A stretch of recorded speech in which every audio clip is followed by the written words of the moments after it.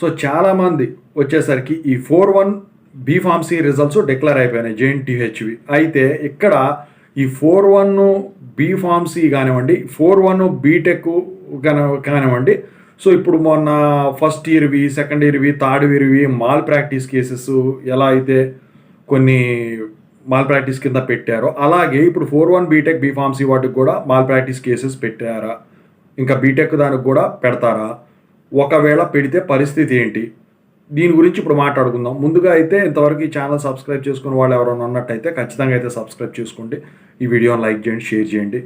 ఇక మీకు ఏమైనా డౌట్స్ ఉంటే కాల్ బిఫోర్ యాప్స్ వచ్చేసరికి తెలుగు ఇంజనీరింగ్ ఎడ్యుకేషన్ టెలిగ్రామ్ ఛానల్లో షేర్ చేస్తే ఆ గ్రూప్లో జాయిన్ అయ్యి ఖచ్చితంగా అయితే కాల్ చేయండి. దీంతోపాటు Telugu engineering education, JNT university updates, software course work support channels కూడా సబ్స్క్రైబ్ చేసుకోండి. ఇక టాపిక్లో పెడితే జేఎన్టీహెచ్ బీఫార్మసీ దాంట్లో వచ్చేసరికి ఈ మాల్ ప్రాక్టీస్ కేసెస్ అనేవి అసలు ఎక్కువ శాతం పడలేదు కూడా. అయితే 1-2 పడినాయి.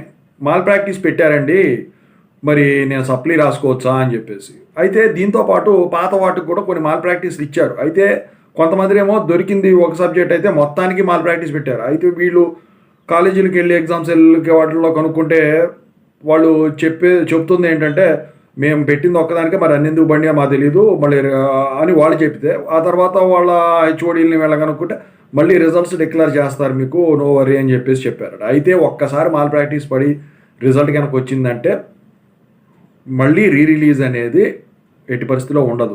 కాకపోతే ఇక్కడ మీరు గమనించాల్సింది ఒకటి, అక్కడ -3 ఉందా, 0 ఉందా. 0 అంటే ఫెయిల్డ్ అని అర్థమే, -3 అంటే మాల్ ప్రాక్టీస్ అని అర్థం. అయితే ఇప్పుడు ఫెయిల్ అయ్యారు కాబట్టి 0 క్రెడిట్స్ ఇస్తారు. -3 అనే పెట్టేశారు అనుకోండి, ఇప్పుడు మొత్తం మాల్ ప్రాక్టీస్ అయినట్టు. దానికి ఇక వాళ్ళు పెట్టిన కొన్ని మాల్ ప్రాక్టీస్ రూల్ కేసెస్ ఉంటాయి, దాని ప్రకారం మరి ఏది ఇవ్వాలి అని చెప్పేసి ఇవన్నీ తతంగా ఉంటుందా అని చెప్పేసి -3 బదులు అక్కడ వాళ్ళు 0 ఇచ్చేసి సైడ్లో రిజల్ట్లో మాల్ ప్రాక్టీస్ కాపీడ్ అని చెప్పేసి దానికి సంబంధించిన డిస్క్రిప్షన్ అనేది వాళ్ళు ఇవ్వటం అయితే జరిగిందనమాట. అలాగే ఇప్పుడు బీఫార్మసీ దానికి కూడా ఒకటి జరిగింది.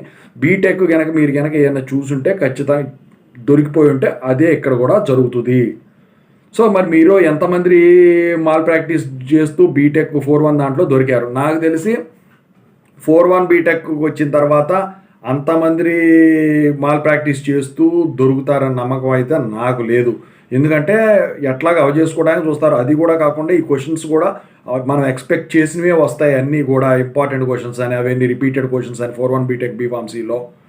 సో అది ప్రూవ్ అయింది. ఇప్పుడు మీరు గమనించినట్టయితే ఫస్ట్ ఇయర్ నుంచి 4th ఇయర్ వరకు వేసుకుంటే first year, second year, third year కన్నా కూడా 4th ఇయర్ పేపర్ వాల్యుయేషన్ ఈజీగా జరిగింది. బీఫార్మసీ పరంగా 60% దాటిపోయింది ఓవరాల్గా రఫ్గా తీస్తేనే. అయితే ఇప్పుడు బీటెక్ కూడా అంతకు మించే ఉంటుంది పాస్ పర్సంటేజ్, ప్రాబ్లం ఉండదు. అందుకే ఇట్లాంటి పరిస్థితులు అయితే అందరూ ఇది అవుతారని లేదు. అయితే మొన్న ఫస్ట్ ఇయర్ వాటికి, సెకండ్ ఇయర్ వాటికి, థర్డ్ ఇయర్ వాటికి ఇలా మాల్ ప్రాక్టీస్ అన్ని సబ్జెక్టులు పడినాయి. కానీ ఈ 4-1 బీటెక్కి, బీఫార్మసీకి అన్ని సబ్జెక్టులకి అయితే అలా పడదు, ఏదైతే పడదు అలాగే ఉంటుంది. అయితే మాల్ ప్రాక్టీస్ పడితే మరి ఆగిపోవడమేనా, సప్లీ రాసుకోవడానికి ఉండదా అంటే, ఫ్యూచర్లో ఎగ్జామ్స్ రాసుకోవడానికి ఉండదా అంటే, మాల్ ప్రాక్టీస్ రూల్స్ ప్రకారం వాళ్ళు ఏదన్నా సీరియస్ యాక్షన్ తీసుకొని ఇన్ని రోజులు డిబార్ అని పెడితే తప్ప ఎటువంటి లెటర్ రాయించుకోకపోయినా, ఎటువంటి ఇష్యూ క్రియేట్ చేయకపోయినా మీరు సప్లీలు రాసుకోవడం ఉంటుంది. మరి మాల్ ప్రాక్టీస్ పడితే ఇంటర్నల్స్ మార్క్స్ తీసేస్తారా? మాల్ ప్రాక్టీస్ పడితే ఇంటర్నల్ మార్క్స్ అనేవి తీయరండి. మాల్ ప్రాక్టీస్ పడితే ఇంటర్నల్ మార్క్స్ తీసేస్తే అప్పుడు మరి ఎక్స్టర్నల్ ఎట్లా పాస్ అవుతారు? అవరు కదా, అది ఉండదు. ఆ రూల్ ప్రకారం ఏముండదు. ఓన్లీ ఎక్స్టర్నల్ ఎగ్జామ్స్ ఏవైతే రాశారో ఆ మాల్ ప్రాక్టీస్ రూల్ ప్రకారం కింద జరిగినట్టయితే దాని ప్రకారం తీస్తారు తప్ప ఇష్యూ ఏం జరగకపోతే ప్రాబ్లం ఏమి ఉండదు. ఓవరాల్గా 4-1 BTech B pharmacy malpractice case కూడా ఇలాగే ఉంది.